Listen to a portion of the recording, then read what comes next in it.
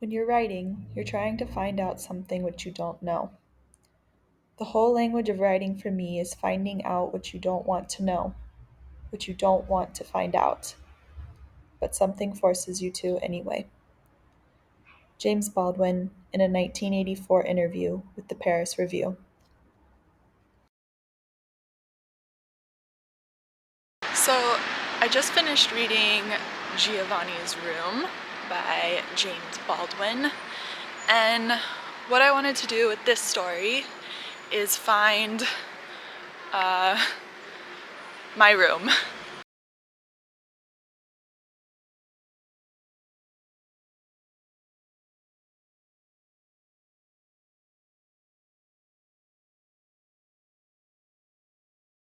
And I don't want it to be a room, but I guess my version of it. I don't know, I want to think of a place that has, in the same way that happens in the book, has had sort of changing emotions with it. Something that goes from something really almost pure, an oasis, a heaven, as it does for the narrator, and then a place that for some reason has soured. A place that you almost can't stand by the end. And I found that transition, that change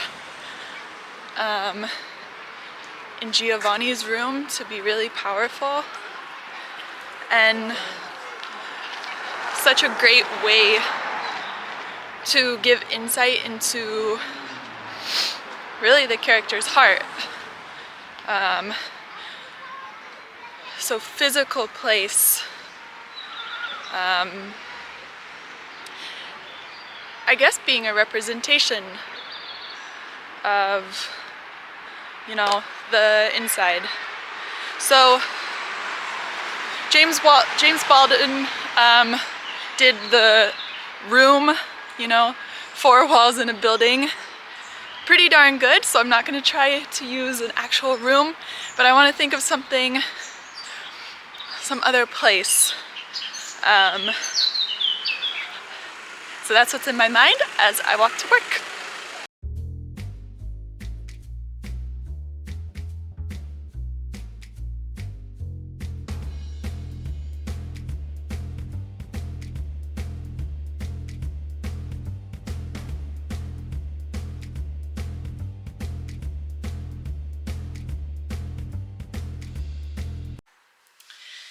Okay, so I was thinking this morning about my place, and I think I've found it. And if you give me just a second, I will show you.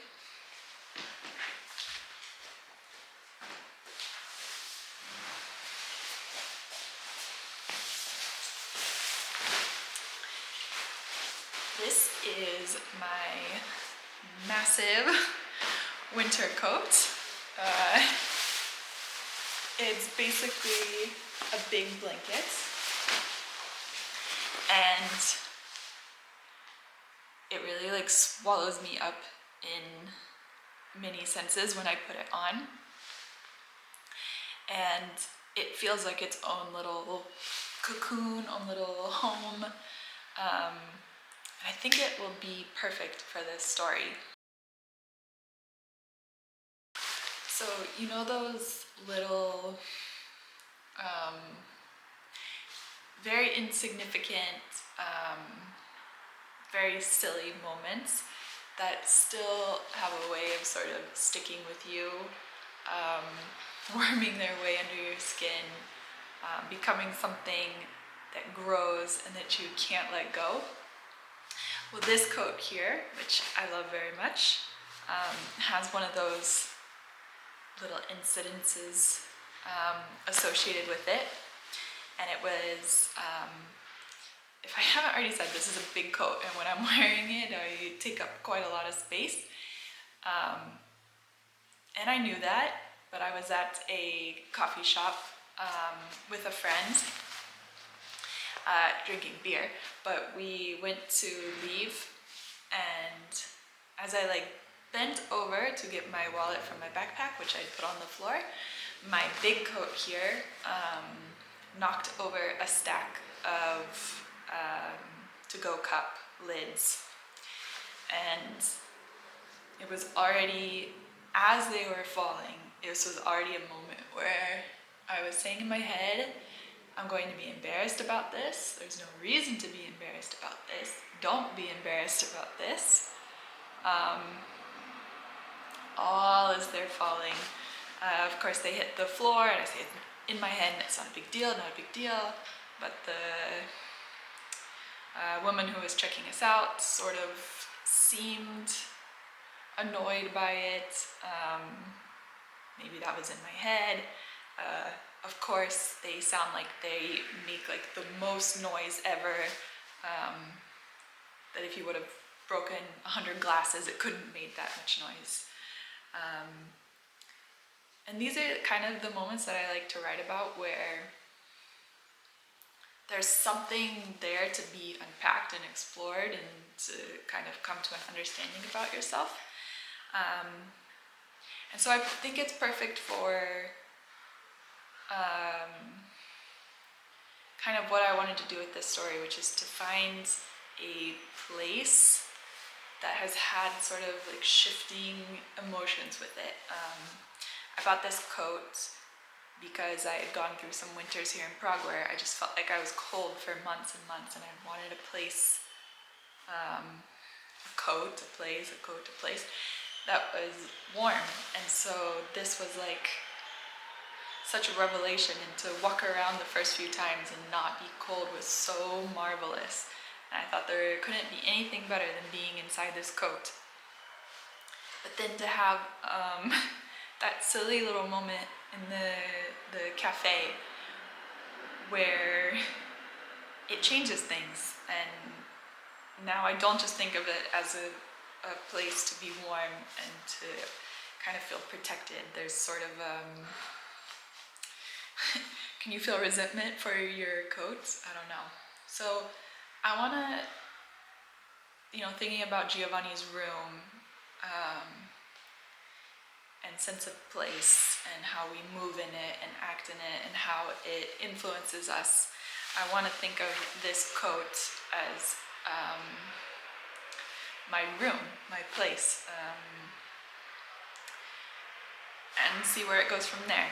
I think the story will be about that incident. But yeah, so Sarah's room.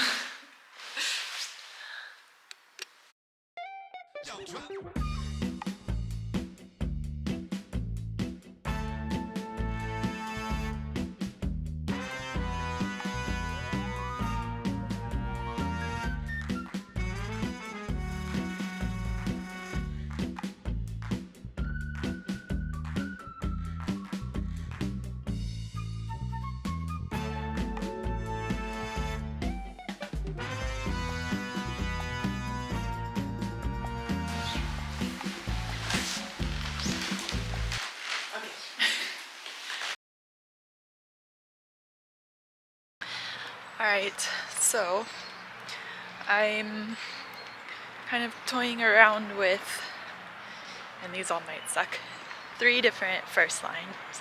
4. We have the to-go lids hadn't even hit the floor, and I knew the self-loathing would be great. We have my big coat knocked over a stack of to-go cups at the cafe. It was always going to be a disaster, creating a space for myself in the world. The process of destroying the coat was going to be difficult. So a little bit of a different vibe for each. I'm not sure any of them yet have really sparked the idea of the story.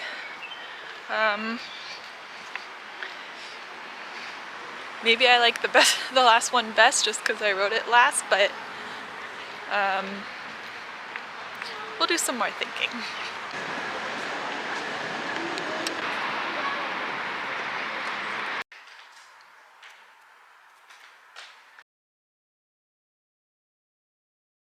So I was trying to think through Giovanni's room a bit more, and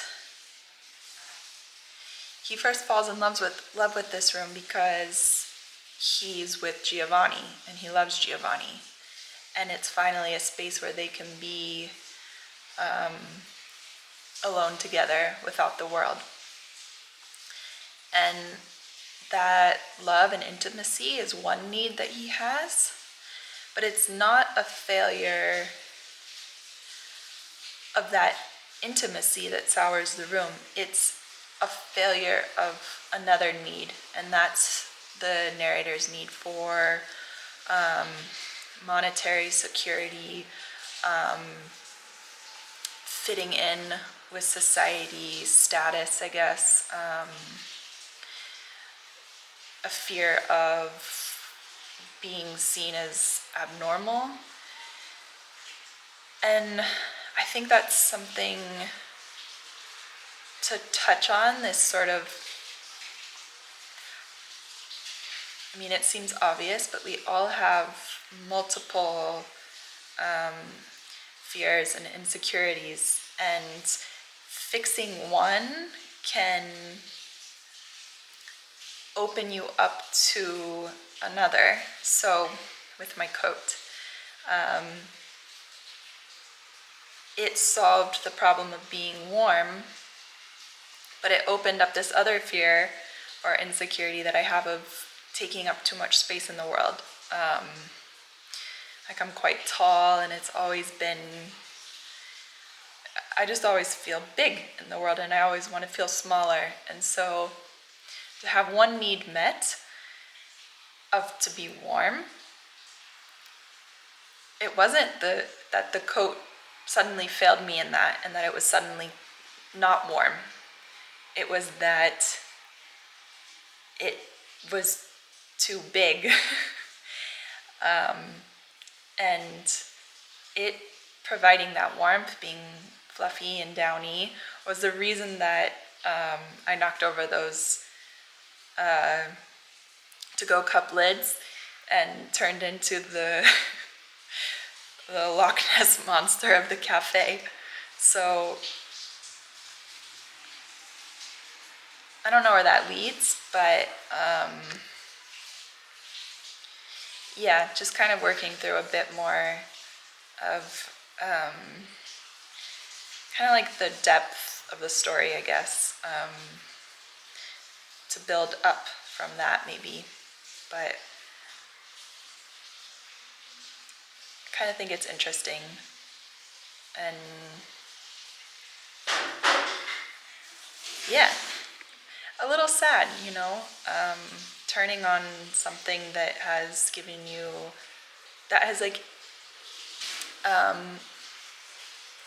healed a part of you, sort of. I know that's a lot of big talk for a coat, but that's what this story is gonna be, so buckle up. Okay.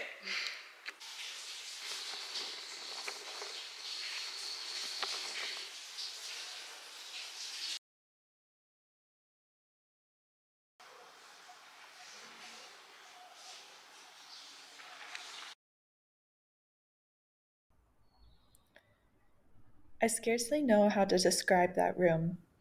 It became, in a way, every room I had ever been in. And every room I find myself in hereafter will remind me of Giovanni's room. Life in that room seemed to be occurring underwater, and it is certain that I underwent a sea change there. Hi, good morning. It is April 12th. Let's do some writing.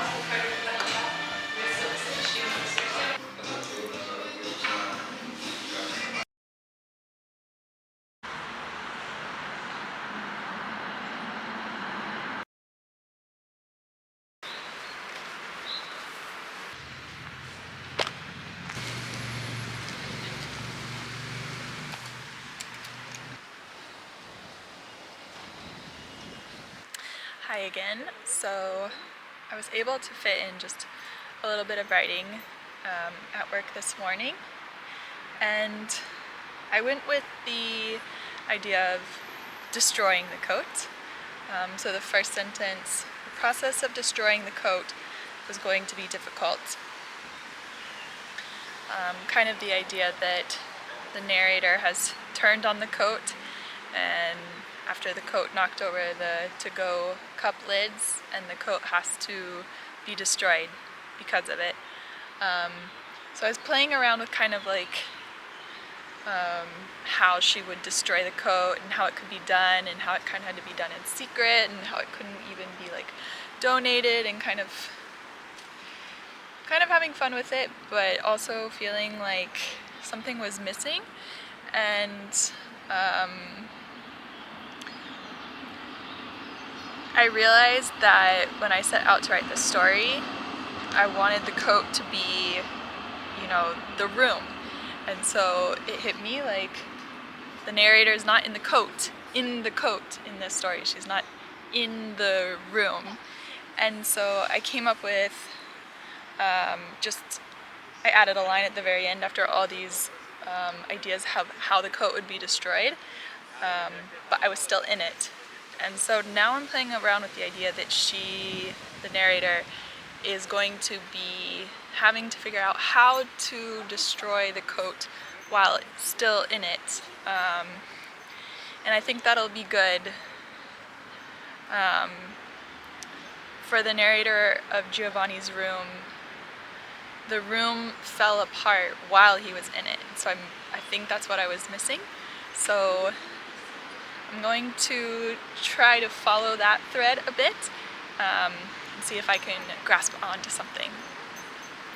Yeah.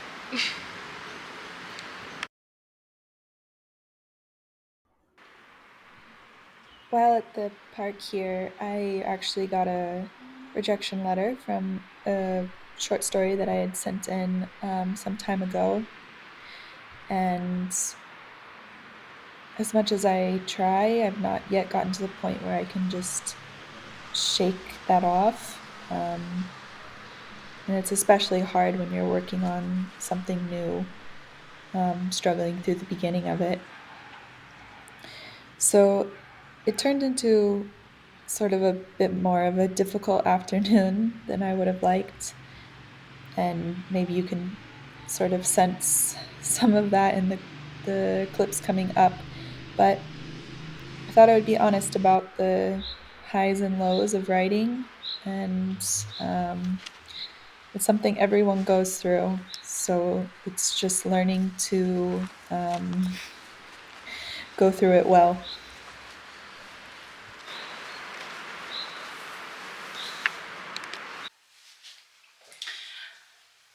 Hi again. So I have just a couple minutes to kind of freshen up before I meet some girls for dinner. But I wanted to talk about the start of stories, and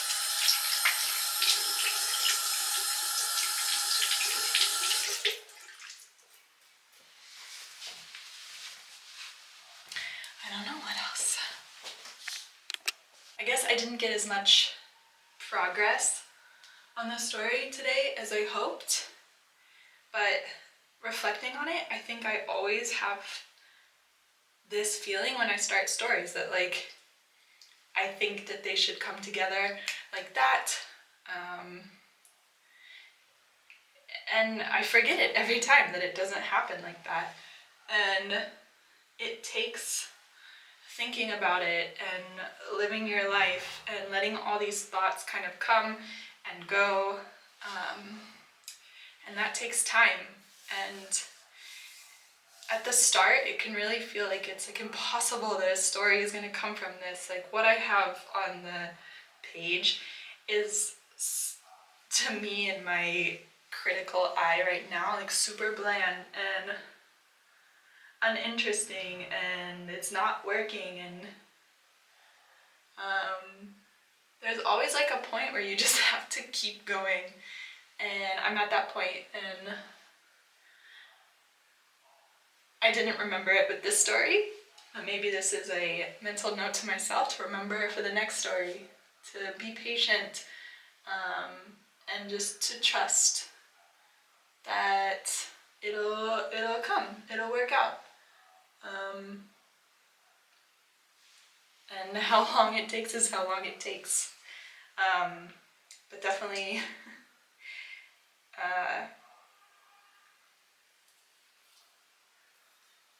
you can't just like twist a story into the shape you want it.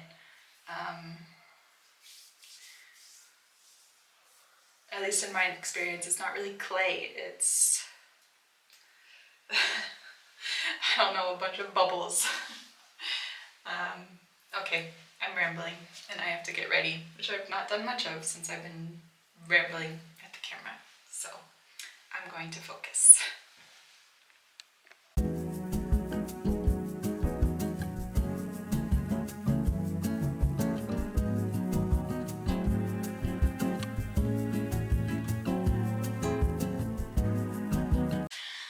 Okay, I'm gonna run, but this is your reminder if you're working on something creative yourself and you're frustrated, just know that you've been in this position before, even if you've forgotten, and that you'll get through. Just keep going. Okay, bye.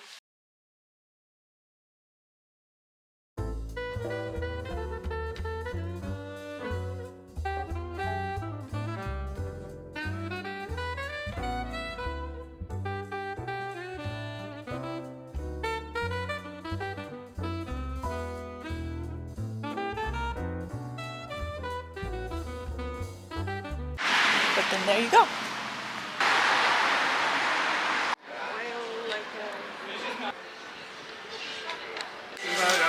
Nevadí, budete mít 40. Já mám 6. To já nemám ráda, protože já nemám ráda důležitý, ale...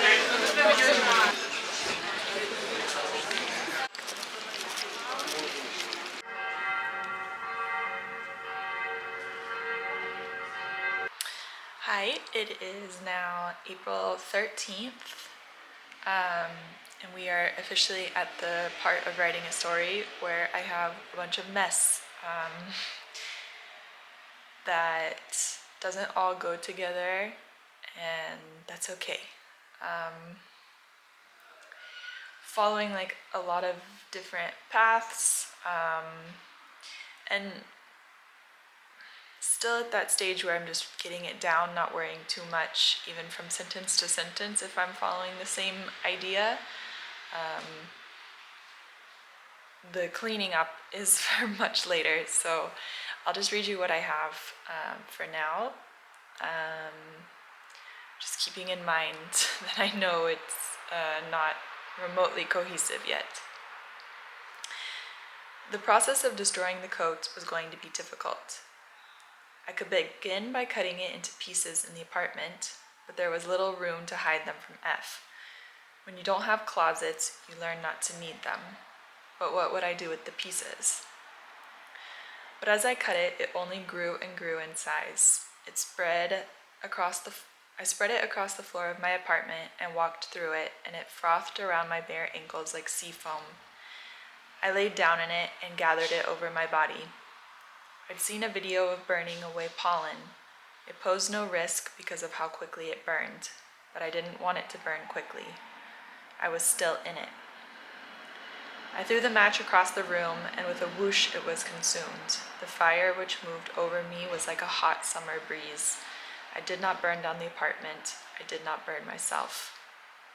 The coat had more than 4 walls. I suppose you could say it had as many walls as me. It got tricky fast. Was the underside of the arm a wall? That fleshy bit which chafes easily, which is always so cold when you happen to touch it bare on another. The underside of a knee must be a corner, but when you sink back from begging and the back of your thigh touches the back of your calf, what has happened to the corner? It seems to me the sides of the legs are the new wall, and there is a large, worrisome crack running down its length. I was no longer destroying the coat, I was destroying me. So, we have our mess. Let's now see what we can do with it.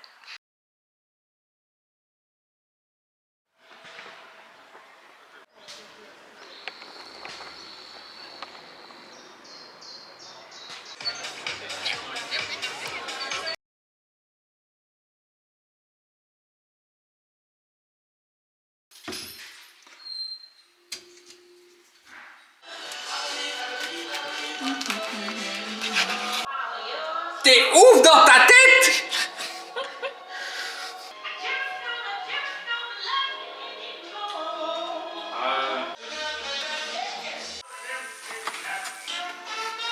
Just singing along.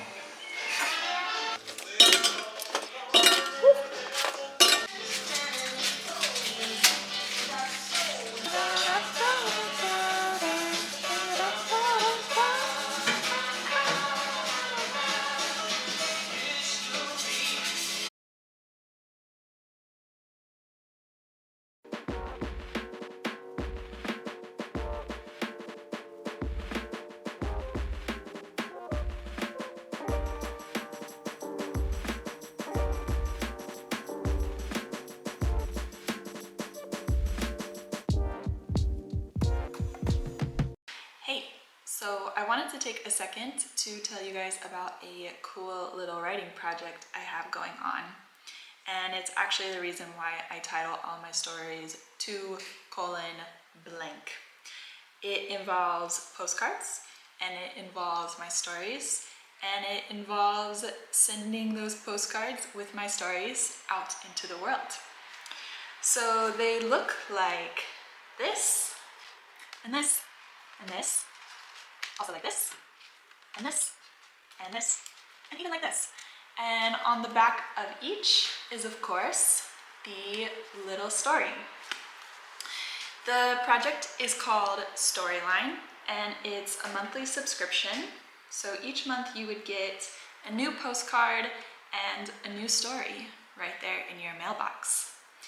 If it sounds like something that you're interested in, you can check out my website, www.sarahslittlestories.com. I think it's a cool way to support a writer and to each month enjoy a nice quiet moment with yourself and the stories sent to you by me. So I am going to address this postcard now, get a stamp on it, get it in the mail, and I will let you get back to the video. Hi, good morning. It is now April 14th, and I think I've kind of stumbled across something interesting that's worth exploring. And so we have our narrator who feels sort of betrayed by her big coat and she wants to destroy it. But I have her sort of cutting it up into pieces, and she realizes as she's doing this that it's expanding and it's getting bigger and bigger, and the more she cuts it, the bigger it's becoming, which is exactly the thing that she hated it for. And I wrote a last line that I liked quite a lot. Sometimes it's great to have a last line and then sort of piece it together from there. But it's, I laid on the floor and felt how heavy my bones. So the story is like exciting me again. I'm at that point where you like find things that you didn't expect to find. So it's going well, if maybe a bit slowly, but slowly is okay, I guess. So I'm off to go see a baby, which will be fun. That's it for now. Throughout the afternoon, I was really transfixed with this idea of the coat changing shape. and more importantly, losing its shape. And the narrator's relationship with the coat as this happens. She sort of professes this love for the coat, but what does it mean if you want something to change for you? So much in the world today we contort to our own needs. Everything is manipulated for our advantage. And sort of thinking of the idea of taking the things and more deeply the people around us as they are. Um, and thinking about what it does not only to our environment but to ourselves when we try to inflict the shape we want onto it and others. And so really that's sort of what was going through my head this afternoon. And it really started taking the story in a new direction.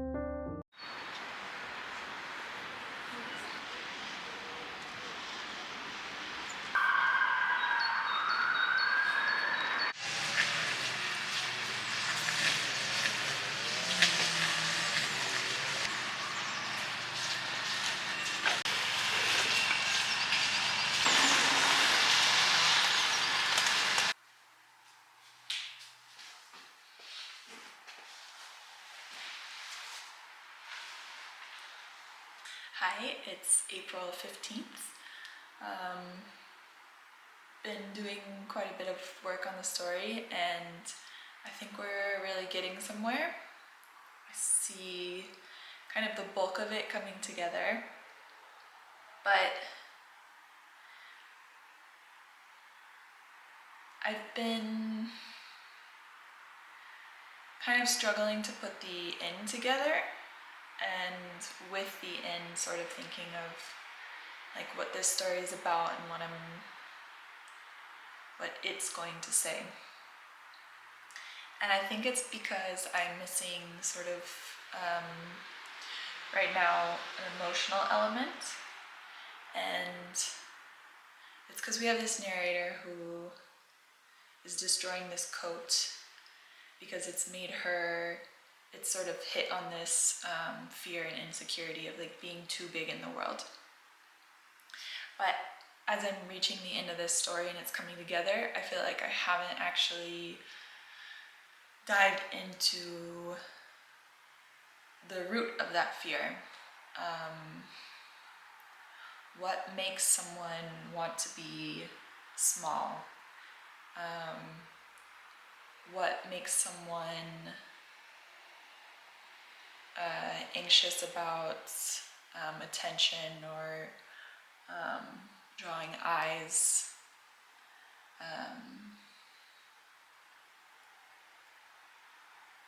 And what is the difference between someone like that and someone that wants to be big in the world, to leave a big footprint, to draw lots of attention?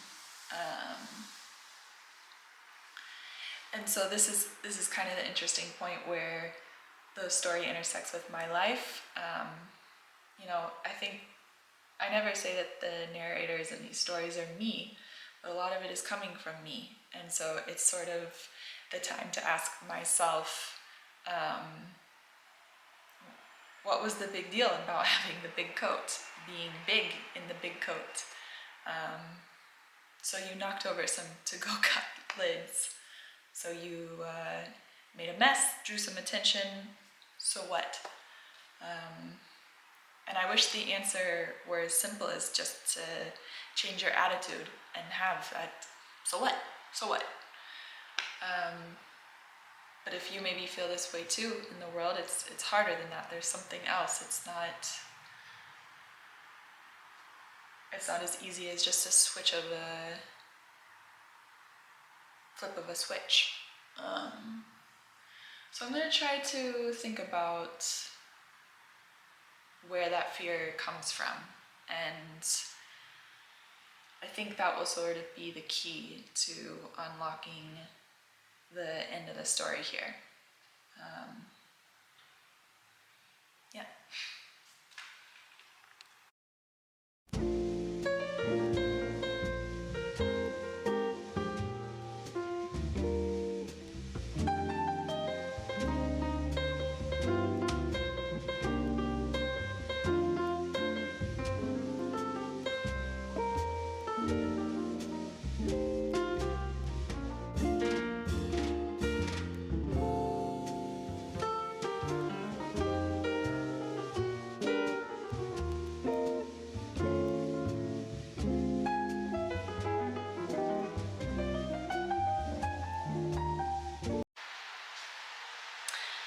Hi, it's later tonight, and perhaps not surprise, surprise, but I haven't come up with a great reason why for one of my deeper held insecurities over the last couple hours. So, and working on the story a bit more, it just doesn't seem to fit too well that there's going to be this sort of like epiphany or revelation for the narrator either. And as I'm coming to the end of the story, it feels like instead the sort of change for the narrator is going to be which I guess is a epiphany or revelation in itself, is that this is something that needs to be explored. It's a fear that's gone sort of unexamined in the narrator's life, and that needs to change before it in effect destroys her. So it feels a little more true to the story and perhaps to real life that it's that sort of the start of the journey to discovery than kind of like an aha, oh, figured it out. So yeah, kind of letting that sit, see how it feels, but would have been nice, I guess, to just sort of figure it out and move on and let the narrator of this story do the same, but unfortunately not the case here. So that's probably it for tonight. I'll check back in tomorrow.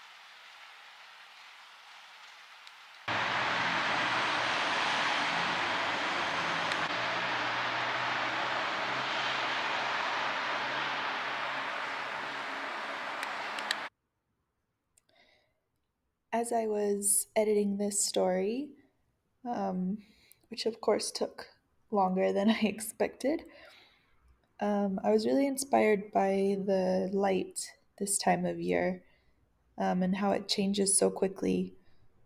These spring storms that sweep in and out,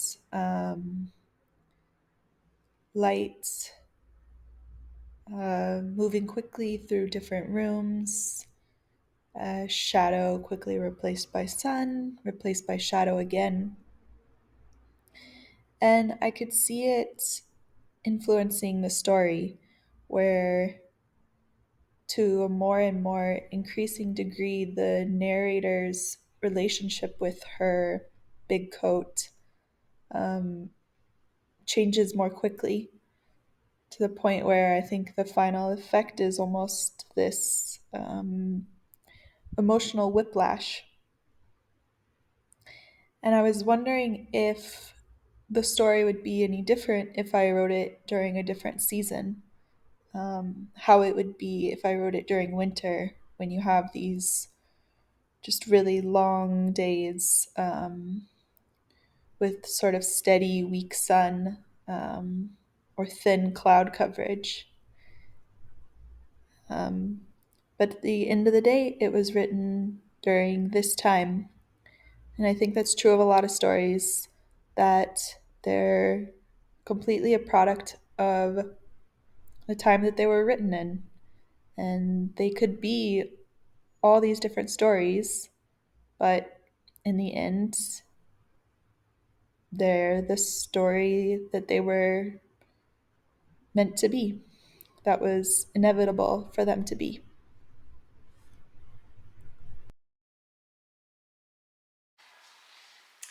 Hi, it's been a little while, hasn't it? It's April 19th, but we finally have a completed story.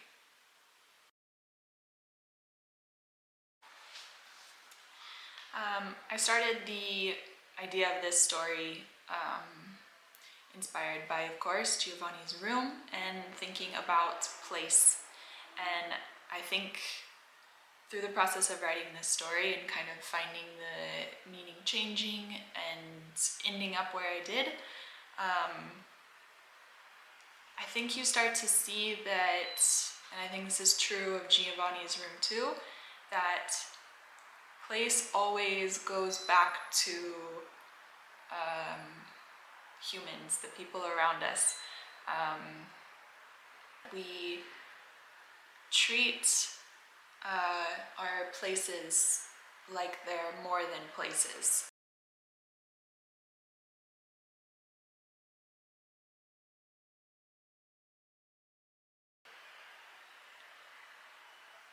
We become familiar with them, and we become comfortable in some and uncomfortable in others, and it becomes for us more than a place. And I think it's a nice way to look at how we treat people, is our relationship with place. It almost provides us like this little degree of separation that we need to sort of see more clearly and more honestly how we're treating others around us. And this is absolutely true in Giovanni's room. It's not about the room, it's about Giovanni and David's treatment of him and betrayal of him. And I think it's so poignant that it's called not Giovanni, but Giovanni's room. The narrator, I don't think, was able to come to that point where he could truly face what he did to Giovanni. It's almost a protection to just think of his encounter with Giovanni as his room, as the failure of the room.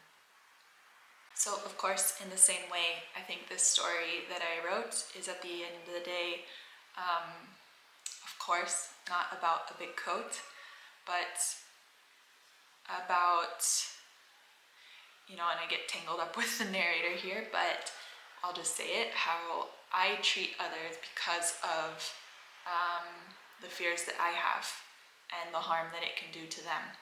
And seeing that through the lens of this this separation from actual humans, through the lens of the coat. And if that all sounds a little heavy, you know, I don't think it is. Like James Baldwin talks about writing being about discovery, about trying to find out the things that you don't want to find out.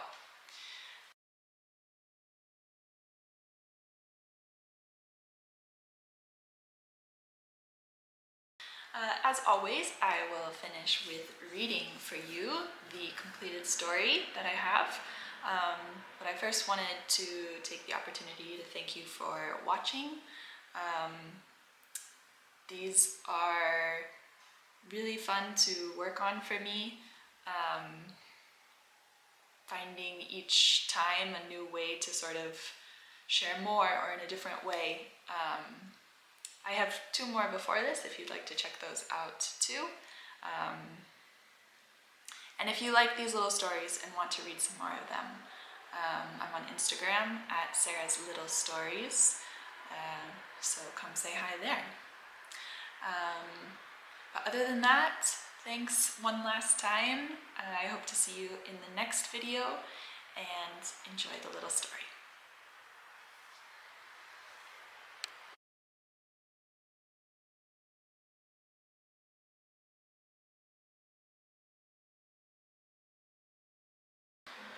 To place an unfamiliar face.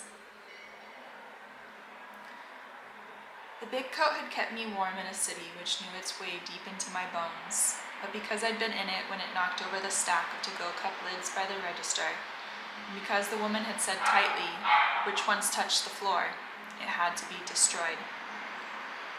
A drawer left open in the kitchen, a lamp teetering in the room, a mirror avoided in the big coat. I hacked, I sawed, I slashed. It did not wait for the grave to rise. Tides frothed around my ankles as I searched against black windows for tatters untattered enough to not get lost between my teeth. At dawn, I collapsed amongst the unruinable ruins. Knives of light, uncutting. The down of the big coat glowed and grew. I was a dandelion seed silhouetted against the sun. I shivered in my smallness. I'm sorry, here, I'll pull you to me. Here, I'll reshape you. You'll be a big coat again. But spring came, and pollen from the voluminous chestnut tree in the courtyard discolored the pieces. When it was too hot to bolt the windows, the wind chased the jaundiced scraps into dusty corners, and I struggled to keep the big coat's form. It began to stick to me. My neighbors banged as I tottered this way, that, flinging filthy clumps. Pull yourself together. Don't drag me down with you just because you're falling apart. I hosed the big coat beneath the shower and let it run till it ran out. I sat on the flooded floor, and a whole sky of gentle clouds rippled against my knees. Float this way, big coat. Yes, I can make you out. You're shaped like a big coat. If you just stop drifting apart now, my arms tire of tending the heavens. Weak warmth on me, bone dry. Time to work, to heal. I fished bits of brittle leaves from the tangles. I plucked apart the threads. I'll weave you anew, big coat. I know your walls. You had just as many as me. I need only a light to count them. A match struck in the early fallen dark. An ember finds a single thread, and a flame, a shape, but not yours. It is a void spreading wide and wider out from my small and smaller feet. Floors unsinged, walls unmarred, nothing burned, nothing burns. I fall on the floor with the first snow and feel how heavy my bones, how heavy my hammers.